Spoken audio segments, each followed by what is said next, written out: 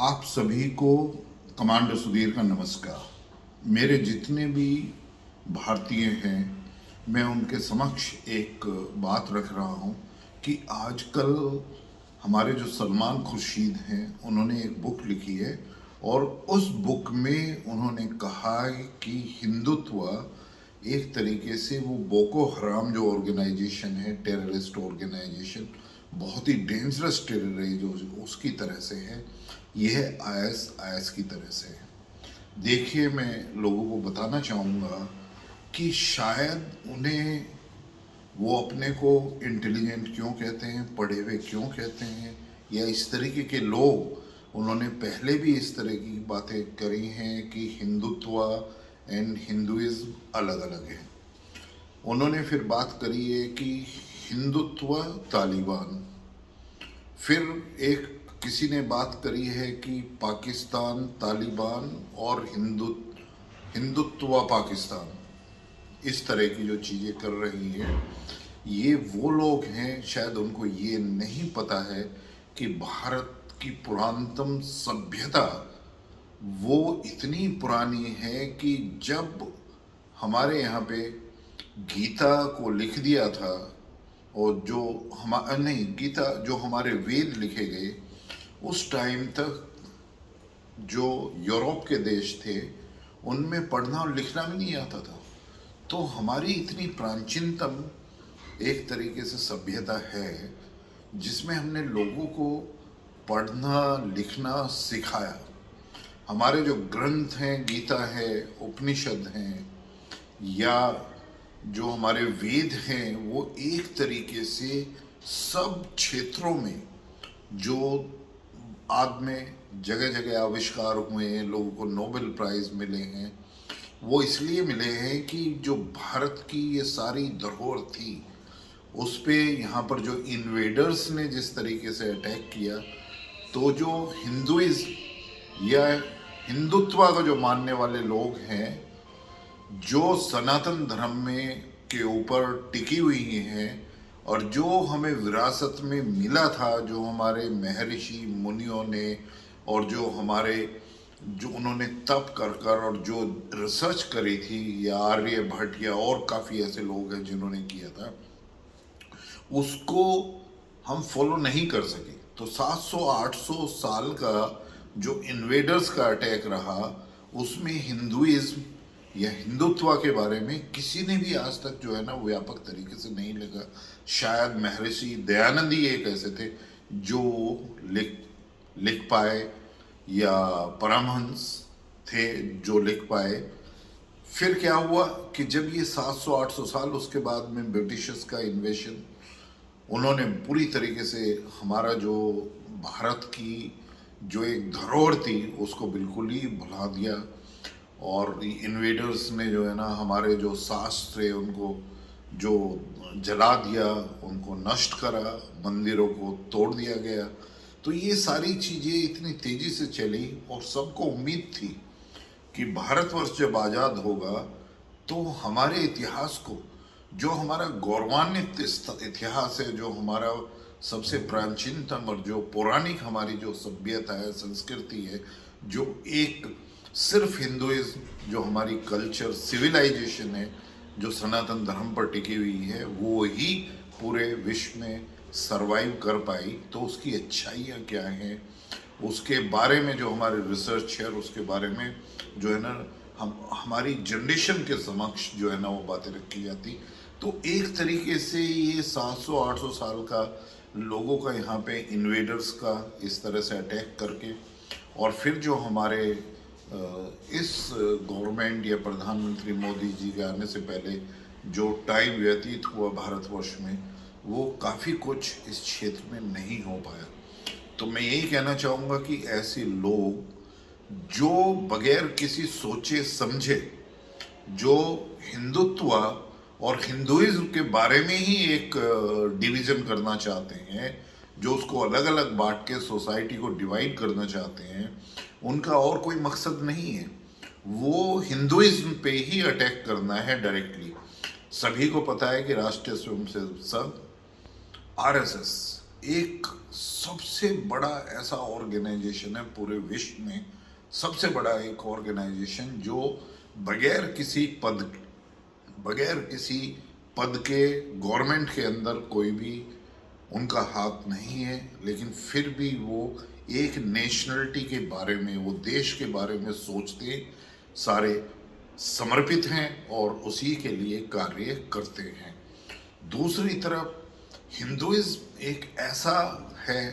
कि हमेशा से हिंदुइज्म एक सेकुलर, और भारतवर्ष जो है ना एक सेकुलर। अब आप देखिए आज विश्व के अंदर करीब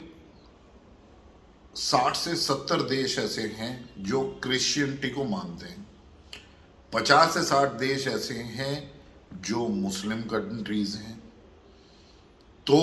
हिंदू राष्ट्र क्यों नहीं हो सकता? लेकिन हमारे जो नेता थे, जिनको नेतृत्व मिला भारतवर्ष की आज़ादी के बाद में, उन्होंने इस तरफ सोचा ही नहीं। उन्होंने एक सोसाइटी का डिवीजन और एक अपीजमेंट की जो पॉलिटिक्स करी, वो सिर्फ सरकार में बेकरार रहने के लिए करी। उन्होंने ना तो अपनी धरोहर को सचोया, ना उन्होंने इतिहास को ठीक किया। तो आज हद ये हो गई है कि ऐसे लोग वोट पाने के लिए या अपना खोए हुआ राजनीतिक एक तरीके से साम्राज्य को वापस प्राप्त करने के लिए आज वो सोसाइटी को फिर एक तरीके से डिवाइड करना चाहते हैं। और यही उनका मकसद है कि वो हिंदुत्व और हिंदुइज्म, ये दोनों बिल्कुल एक ही चीज हैं, क्योंकि हिंदुइज्म में कोई कट्टरता है ही नहीं। चाहे वो हिंदुइज्म हो चाहे हिंदुत्व, वो दोनों सनातन धर्म के ऊपर टिके हुए हैं। सिर्फ पीस, पूरे विश्व में किस तरीके से शांति हो, पूरा विश्व किस तरीके से आगे समग्र तरीके से आगे बढ़े, ये उसी का वो है। और हिंदुइज्म का सबसे बड़ा योगदान हर एक क्षेत्र में जो है, और जो हमारे योगी हुए हैं, जो हमारे ऋषि हुए हैं, जो हमारे मुनि हुए हैं, उन्होंने विश्व का सार ही अपने ग्रंथों में लिख दिया है। तो भारतवर्ष एक तरह से विश्व गुरु था। भारतवर्ष में श्रेष्ठ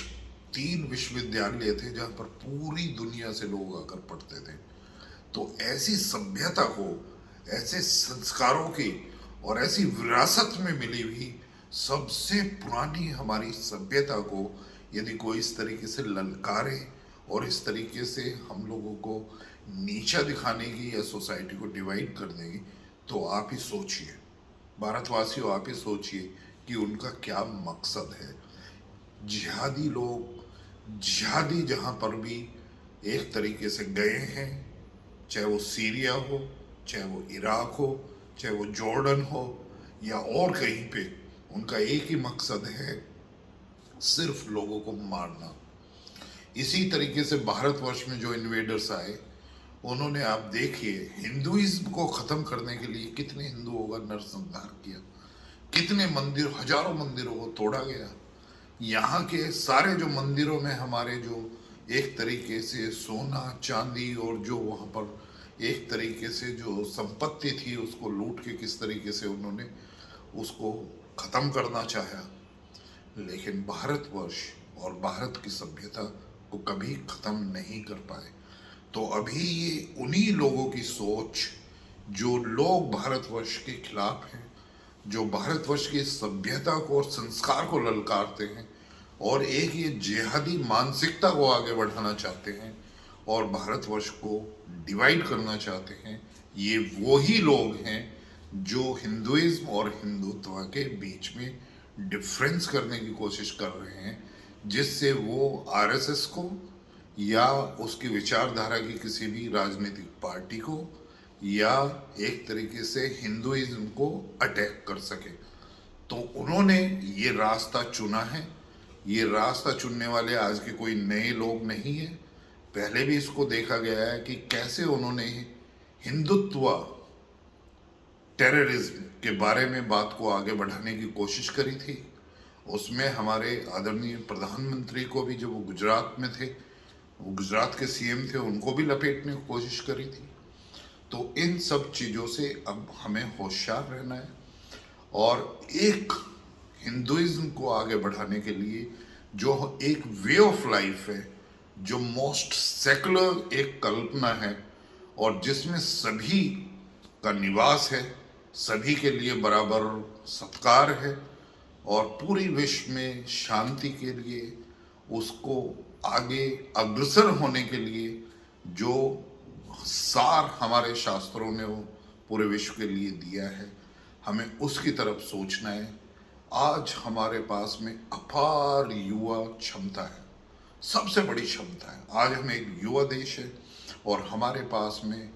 युवा है, उनकी जो संख्या है वो 65% है, जिनकी उम्र 30 वर्ष से कम है।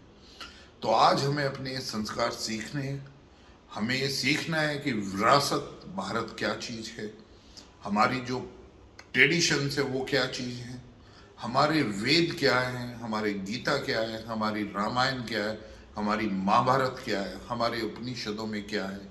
हमारी संस्कृत भाषा जो सबसे समग्र, सबसे समर्थ है,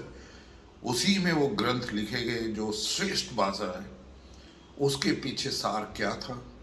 भारतवर्ष के ऋषि मुनियों ने पूरी दुनिया को क्या दिया। और आज यदि पूरी दुनिया की एक प्रगति आगे से अच्छी होनी है तो उन्हें भारत के ही जो शास्त्र हैं, जो ट्रेडिशंस हैं, जो कल्चर है, उस पर सभी को आना पड़ेगा। तो मेरा युवाओं से और भारतवासियों से यही है कि हम इन सभी लोगों को जो हिंदुत्व को